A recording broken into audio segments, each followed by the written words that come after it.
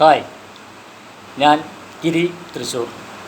ഞാൻ ഇന്ന് മറ്റൊരു ടിപ്പുമായിട്ടാണ് നിങ്ങളുടെ മുന്നിൽ വന്നിട്ടുള്ളത്. എന്താണെന്ന് വെച്ചാൽ, ഞാൻ ഈ അടുത്ത് ഒരു രാജസ്ഥാൻ ഫാമിലിയെ ഞാൻ പരിചയപ്പെട്ടു. രാജസ്ഥാൻ ഫാമിലി എന്ന് പറയുമ്പോൾ അവർ ഹിന്ദി ഒന്നുമല്ല, അവർക്ക് മലയാളം അറിയാം. അവർ വർഷങ്ങളായിട്ട് നമ്മുടെ തൃശ്ശൂർ താമസിക്കണം. അവരുടെ മക്കൾ തൃശ്ശൂർ ഡോൺ ബോസ്കോയിൽ, സെൻറ് തോമസ് കോളേജിൽ, അവിടെയൊക്കെയാണ് അവർ പഠിക്കണത്. അവർക്ക് മലയാളം നന്നായിട്ട് അറിയാം.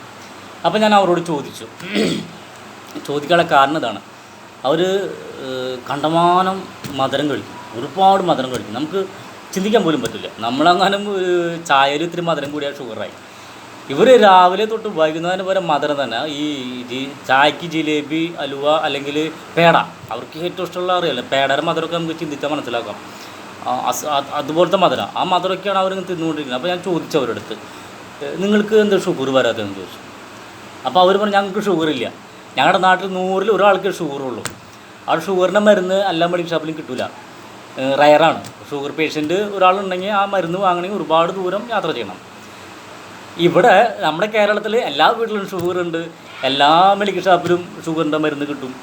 വേണമെങ്കിൽ ഇനി പെട്ടിക്കടയിൽ വരുമ്പോൾ ഷുഗറിൻ്റെ മരുന്ന് കിട്ടാൻ സാധ്യതയുണ്ട്. കാര്യം അത്രയും ചീപ്പായി. അത് നമ്മുടെ ദോഷമാണ്, അല്ലെങ്കിൽ നമ്മുടെ ജീവിത രീതിയുടെ ദോഷമാണ്, അല്ലേ?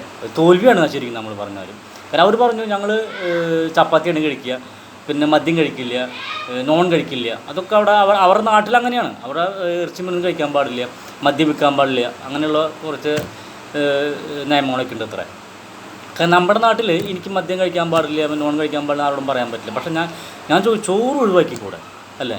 ഇപ്പോൾ ഈ ജനറേഷനിലോ അല്ലെങ്കിൽ എൻ്റെ മുമ്പത്തെ ജനറേഷനിലോ ഉള്ള ആൾക്കാരോട് ഞാൻ ചോറ് ഒഴിവാക്കാൻ പറയാൻ തോന്നുന്നില്ല. കാരണം നമ്മൾ ശീലിച്ചു പോയി. ഞാനാണെങ്കിൽ ശീലിച്ചു പോയി.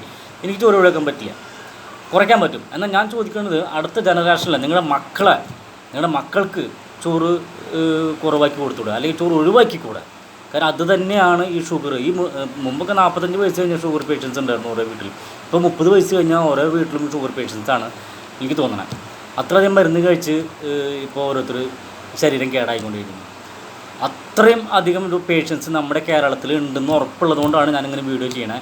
ദയവ് ചെയ്ത് നിങ്ങളുടെ വീട്ടിലെ കുഞ്ഞു മക്കൾക്ക് ചോറ് ഒഴിവാക്കുക.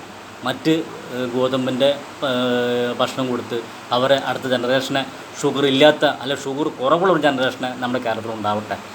ഇതാണ് ഇന്ന് എനിക്ക് നിങ്ങളോട് പറയാനുള്ളത്. ഇതാണ് എൻ്റെ ഇന്നത്തെ ടിപ്സ്. വീഡിയോ ഇഷ്ടപ്പെട്ടെങ്കിൽ നിങ്ങൾ ഷെയർ ചെയ്യുക. എത്രയോ വീഡിയോ ഷെയർ ചെയ്യണം, ഇതും ഷെയർ ചെയ്യുക. വീഡിയോ കാണുന്നവർ എൻ്റെ ചാനൽ സബ്സ്ക്രൈബ് ചെയ്യുക. Thank you.